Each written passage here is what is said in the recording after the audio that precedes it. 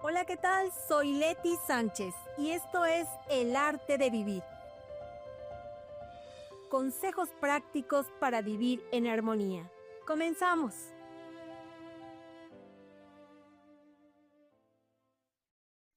Ahí, en la densidad de la oscuridad, dos movimientos alternos, antiguos, precisos, al compás de un mismo latido.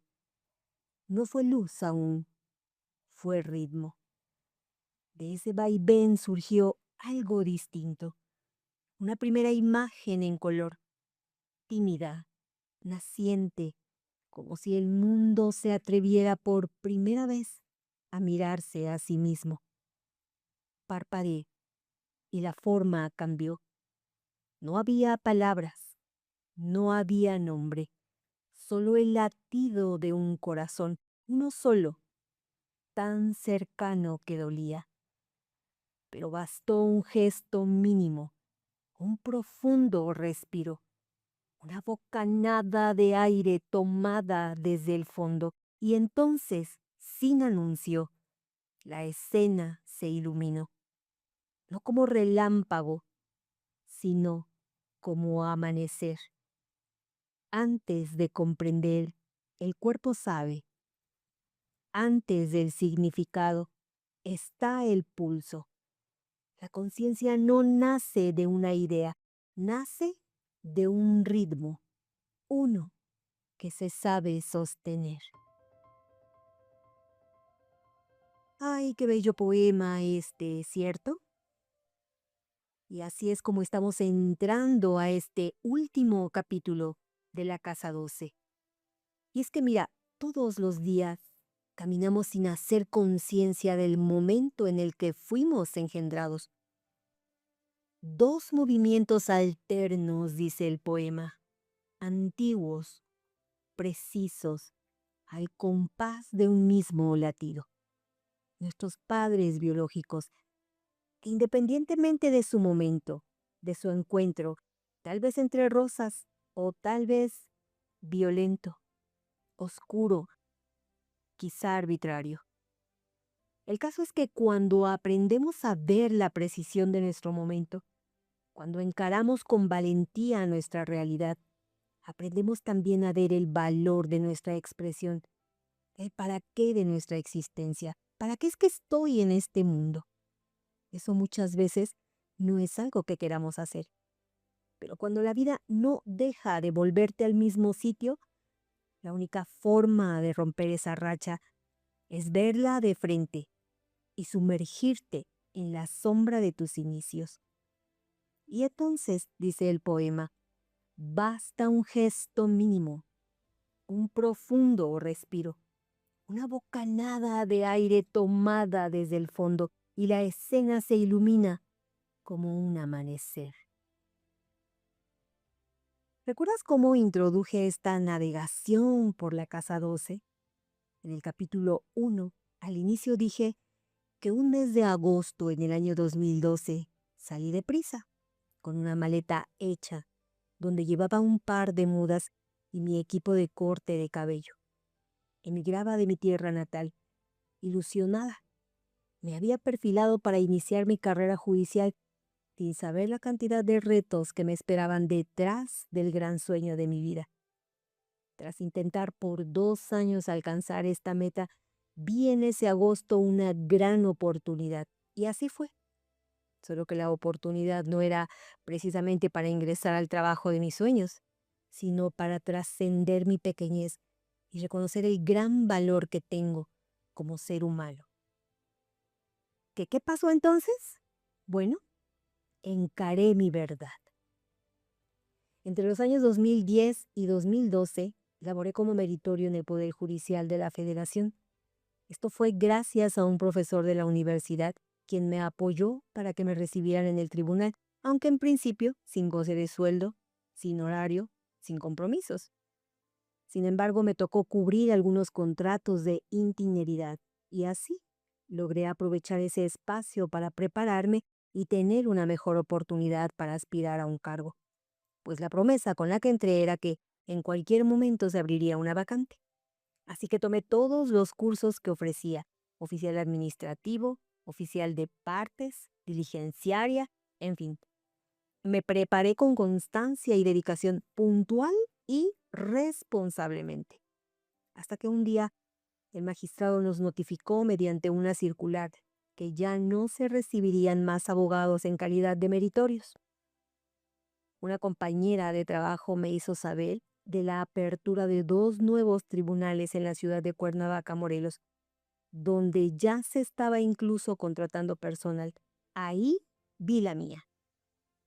Esa misma compañera me instó a entrevistarme con el magistrado que sería removido para ese nuevo tribunal. Y así lo hice. Lo busqué en su despacho, le hice saber mi pretensión y le entregué mi currículum. Él lo tomó y lo depositó inmediatamente, sin hojearlo, en una caja de cartón que tenía en el piso, detrás de su sillón. Y simplemente dijo: lo voy a checar. Luego cruzó las manos sobre el escritorio y me miró, como esperando a que me retirara. Ese gesto me trasladó de inmediato al profesor de filosofía en la preparatoria. Una de las tantas historias que no narré en este podcast, pero que se lee con claridad en mi libro. El caso es que su expresión me dejó perpleja. No sabía qué hacer: retirarme o argumentar algo más a mi favor. Balbuceé insegura unas palabras, pero el magistrado se quedó en silencio. Así que me levanté, me despedí y caminé hacia la puerta. Llevaba el cuerpo tieso. Las piernas parecían no responder, paralizadas, como el sueño de la alfombra, como cada vez que se presentaba una situación así. Sentía mis pasos torpes. Tenía miedo de caerme al suelo. Tropecé con un par de muebles, pero finalmente salí de ahí. El corazón me latía con fuerza y el estómago me dolía. Afuera su secretaria me preguntó si todo estaba bien. Le sonreí, asentando con la cabeza, y me retiré abochornada. Mientras bajaba la escalera pensé: no tomará en cuenta mi currículum. Lo dejará en esa caja que sabe Dios que contenga. Tal vez papelería para desechar. Mientras tanto, en mi área, mi compañera ya me esperaba y preguntó cómo me había ido. Mantuve la esperanza sin decirle lo que realmente había pasado, ni lo que había intuido por la actitud del magistrado. Solo le hice saber que el siguiente paso quizá sería adelantarme a Cuernavaca e ingresar a los tribunales auxiliares como estrategia para que, cuando llegara el tiempo de la apertura de los nuevos despachos, pudiera saltar hacia mi objetivo. Mi problema en ese entonces es que estaba en guerra, una guerra emocional que movía a mi piso, como si tratara de mantener el equilibrio sobre mareas agitadas. Pero aún así lo hice, y aquí entré en exilio. En ese año 2012 recibí aprendizajes y verdades como cuando finalmente te sorprenden, como dice el dicho, con las manos en la masa. O como cuando tu madre te decía de pequeño: mírame a los ojos. Verdades que no pude evadir. Ahí tomé completamente la mano del varón de mi sueño. Me encontré sola. Ese año tomé mis maletas y me fui en busca de una posible plaza en el Poder Judicial. Sin embargo, y al no saber qué pasaría, previendo los posibles resultados de mi búsqueda, me llevé un kit de corte de cabello. Por si no lograba que me emplearan al instante, buscaría trabajo en alguna estética o tal vez ofrecería en el mismo fraccionamiento habitacional en el que iba a vivir mi servicio como estilista. En tanto, claro, seguía luchando por mi objetivo. ¿Sabes? El estilismo fue un oficio que aprendí en mi primer año de casada. El primer proyecto de negocio que emprendí fue una estética para niños. Tampoco prosperó. En fin, esa ocasión emigré de mi ciudad natal con la ilusión de alcanzar por fin el objetivo que profesionalmente me había trazado. Sentí ese plan como lo único verdaderamente mío. En el camino hice una parada para saludar a una amiga. Ella había hecho sus votos para ingresar a la prelatura del Opus Dei. Otra historia que también tienes disponible en mi libro La Casa 12, y que también me colocó ante un umbral. Me quedé con esa amiga un par de días y luego tuve que partir. Al llegar a mi destino, descubrí que el lugar donde me hospedaría, el departamento de aquella compañera de trabajo que me ofreció amablemente sin cobro de renta ni mucho menos, ese departamento estaba totalmente vacío. Le habían saqueado por completo. Sin muebles, no había luz, incluso se habían llevado cables y focos. Ante lo sucedido, claro, ella, avergonzada, insistió en llevarme a un hotel. Pero solo yo sabía que en mi bolsillo había dinero apenas para una comida al día. Así que esa primera noche, lejos de mis hijos, desamparada por mi esposo, en un departamento oscuro y vacío, dormí en el piso. Mi colchón fue la ropa de mi maleta, esas 2 mudas, y mi almohada, un suéter. De madrugada, un cosquilleo en el cuello me despertó. Era una cucaracha caminando sobre mí. Cuando encendí la luz del celular, que por cierto, pasaba todas las tardes a recargar el celular a una tiendita cerca del lugar. El caso es que vi que no era una sola cucaracha. Había más en el techo y en la pared. ¡Oh! Me levanté horrorizada, asqueada, nerviosa. Y con un trozo de madera que había ahí, aplasté cada cucaracha. Una cayó del techo directo a mi rostro. Fue horrorizante, de verdad. En fin, esperé a que amaneciera, en el horror que aún me tenía paralizada. Pero debía seguir con el plan. Así que a la mañana siguiente me bañé con agua fría, preparé mis documentos, tomé el autobús rumbo al tribunal. ¿Con quién me entrevistaría? No lo sabía. Llegando a mi destino, entré, subí unas largas escaleras y atravesé un pasillo vacío, frío, olía a humedad. Al llegar hasta el despacho principal, solicité entrevistarme con el magistrado titular. La secretaria se mostró visiblemente sorprendida cuando preguntó cuál era el asunto que pretendía tratar con él. Contesté con mi acostumbrada máscara de seguridad, firmeza y rigidez. Es un asunto personal, señorita. Agradecería su atención y que pueda anunciarme, por favor. Ella me miró con un gesto despectivo, pero siguiendo el protocolo respondió, muy bien, tome asiento, por favor. En un momento estoy con usted. Así lo hice. Mientras ella terminaba algunas diligencias en su escritorio, comencé a recorrer el lugar con la mirada. Desde que entré al edificio, noté que era viejo. Los muros estaban deteriorados, descarapelados. Los ventanales estaban en lo alto, como tragaluces. A su alrededor, anaqueles de láminas sostenían expedientes señalados con letreros plastificados. En otro rincón, un empleado sacaba copias. El aparato emitía un sonido extraño, como de máquina desgastada. La sala de estar lucía anticuada, aunque curiosamente cómoda. Empecé a imaginarme cómo se sentiría echarme ahí una siestecita. Con el desvelo que tenía, no era para menos lo que imaginaba. De pronto, la secretaria interrumpió mis pensamientos. Ya puede pasar, dijo. El magistrado la espera. Me levanté del sillón. Gracias, le dije, y crucé la puerta que ella misma sostenía abierta con el brazo extendido. Buenos días, magistrado, gracias por recibirme. Saludé mientras me acercaba para estrechar su mano. Él respondió con indiferencia, incluso con cierto fastidio.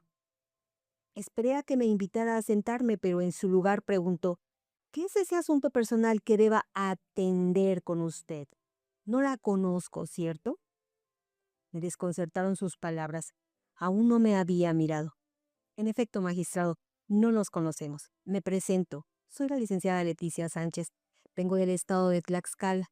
Debido a ciertas circunstancias en mi vida, me he mudado a esta ciudad y estoy en busca de empleo. Me he tomado el atrevimiento de traerle mi currículum.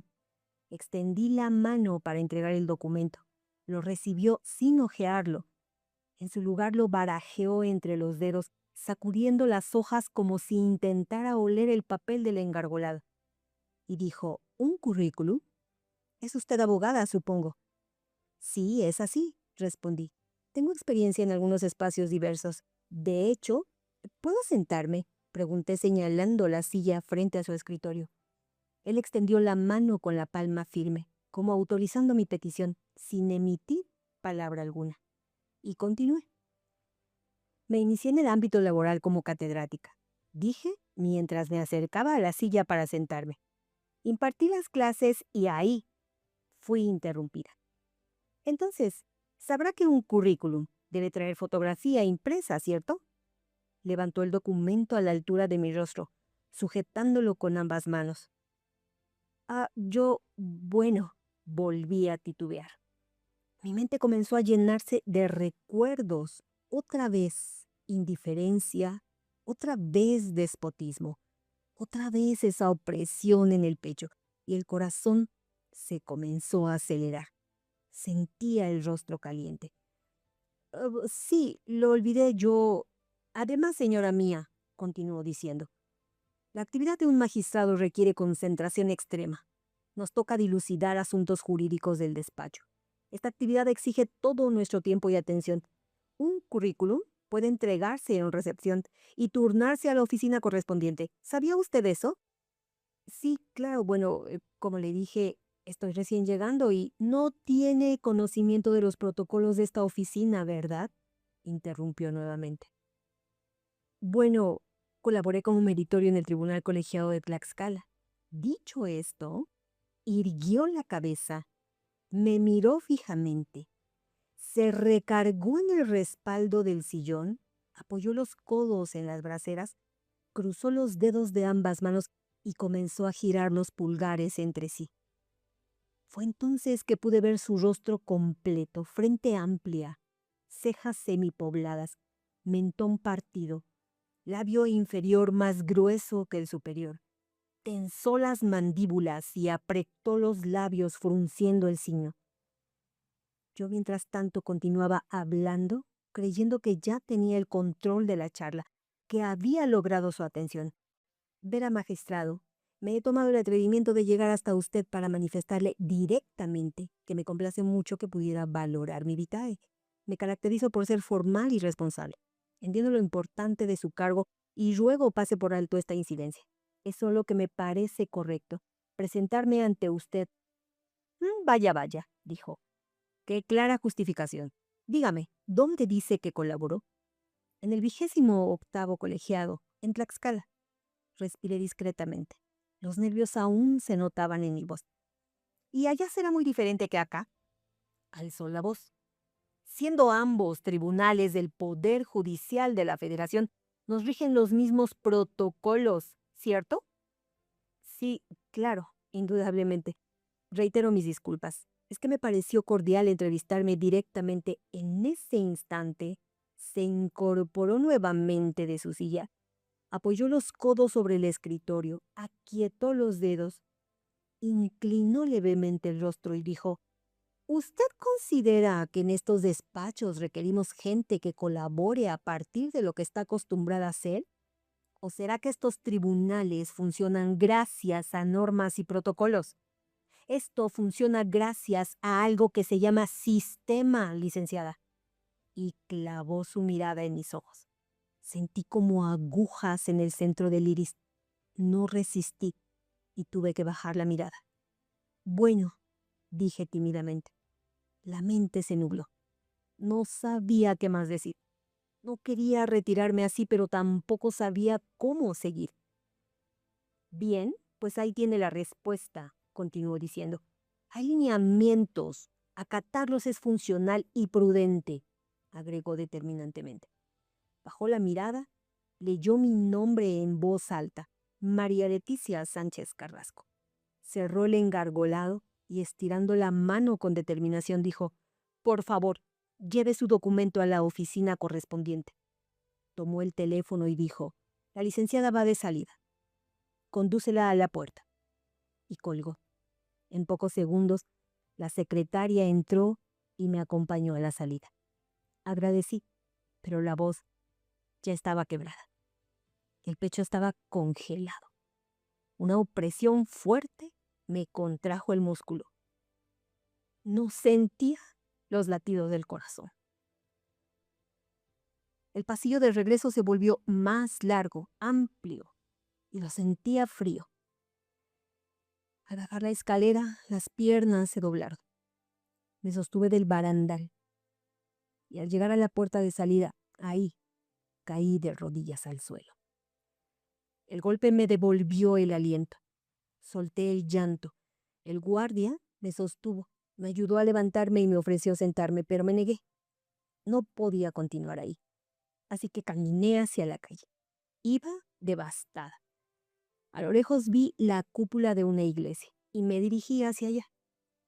Entré y vi a la izquierda una capilla, en la que me refugié. Hasta entonces me desbordé en llanto. Tanto que los ojos se cerraron de tan hinchados. Me sentía como un boxeador, ¿sabes? Derrotada, ensangrentada, tirada, muerta en vida. Me quedé dormida en la banca, o quizá me desmayé, no lo sé. Recuerdo verme sentada frente al altar. Escuché una voz femenina que me decía: Leti, dime qué es lo que quieres. Piensa bien. Lo que pidas te lo daré. Miré la imagen de una virgen. Creí ver cómo su rostro sonreía. Sentí un hormigueo recorrer el cuerpo y desperté sobresaltada. Mi rostro estaba empapado en lágrimas y volví a romper en llanto. Noté que tenía herida la rodilla. Sangraba. No dolía, pero estaba sangrando. Y aquí, el arquetipo, esta vez en 2 escenarios distintos. En Jung, cuando un contenido aparece primero en sueño y después en la vida, no es repetición, es descenso del símbolo a la materia. El cierre en la vida, la misma iniciación, pero esta vez sin símbolos. Ahora miremos la escena del magistrado, la caída, la iglesia. Aquí ocurre lo mismo, pero sin velo onírico. Los elementos claves que aparecieron: primero, la autoridad masculina, el magistrado, proyección del animus negativo, ley externa, sistema, juicio, deshumanización. Todo ello contenía mi alma. La humillación pública, muerte del personaje social, colapso de la máscara personal bajo la cual actuaba en el área laboral y profesional. La caída física, descenso literal del cuerpo, al suelo, a la realidad que estaba viviendo. La iglesia, la capilla, es el arquetipo del témenos, el espacio sagrado donde ocurre la transformación. Esa voz femenina que concede estaba emergiendo del self, pero ahora desde dentro. No estaba siendo proyectado. La herida que no duele marcó la iniciación. Es una herida simbólica que ya no pide reparación externa, sino contemplación. Esto en Jung es clarísimo. La misma boda del sueño, pero vivida como crucifixión del yo. Esta similitud es profunda. Ambos eventos provocan lo mismo. Tanto el sueño como la escena final fueron exactamente el mismo movimiento psíquico, el traslado de la autoridad desde afuera hacia adentro. En el sueño, la alianza ocurre en un escenario luminoso, ritual, contenido, pero en la vida, la alianza ocurrió cuando ya no hay escenario, ni control, ni dignidad externa. Eso es un Saturno puro, el que despoja, que arrodilla, que quita las falsas estructuras para revelar lo esencial. Volver a la luz no es regresar al pasado. Aquí está la frase clave que conecta todo. No se vuelve a la luz saliendo de la sombra, sino atravesándola sin máscaras. El sueño mostró la promesa, la caída me mostró el precio. Jung diría que ahí se completa el proceso de individuación temporal. Primero, visión del self. Después, destrucción del ego que quiere apropiárselo. El sueño me mostró la forma, la vida me mostró el peso. En uno fui vestida de luz, en el otro despojada hasta caer al suelo. Pero ambos me llevaron al mismo lugar, el punto exacto donde la autoridad deja de venir de afuera y la conciencia ya no necesita permiso. Lo que en el sueño fue alianza, en la vigilia fue rendición. Y solo cuando el yo dejó de querer sostenerse, comenzó sin símbolos, sin promesas, el verdadero regreso a la luz. No regresé porque fui salvada. Regresé cuando dejé de necesitar una salida y me responsabilicé de la vida que seguía. Este capítulo no es solo una historia, es un espejo, un recordatorio de que todos en algún momento atravesamos nuestro propio exilio y que es justo ahí, cuando todo parece romperse, donde comienza la verdadera alianza con uno mismo. Si este camino resonó contigo, quiero invitarte a profundizar aún más en esta experiencia. Mi libro, La Casa 12, La Oscuridad se Ilumina, ya se encuentra disponible en Amazon. Y dentro de él, no solo encontrarás esta historia completa, sino también un cuadernillo de reflexión diseñado para acompañarte en tu propio proceso, un espacio íntimo para escribirte, para mirarte, para comprenderte. Porque no se trata solo de leer, se trata de encontrarte. Y hay un último mensaje antes de despedirme.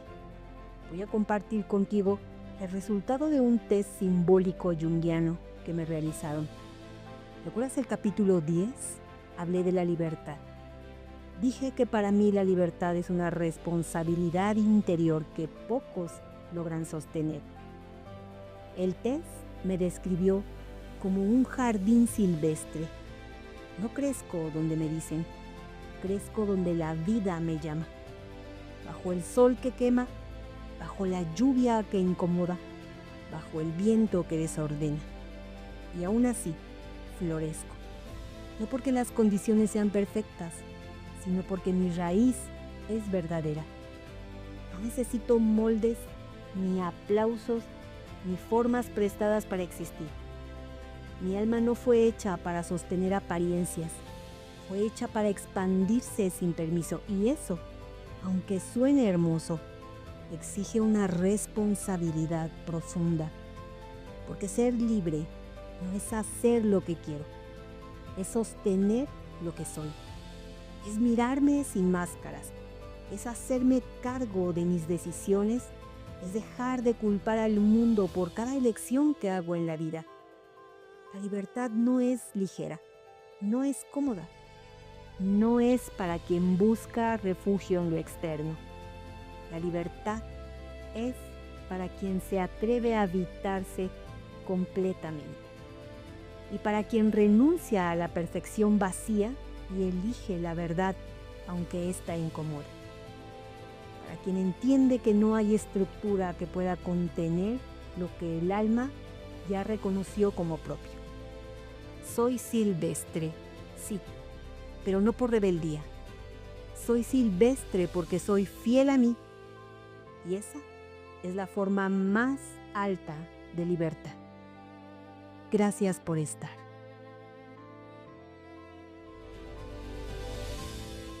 Amigos, gracias por estar presentes.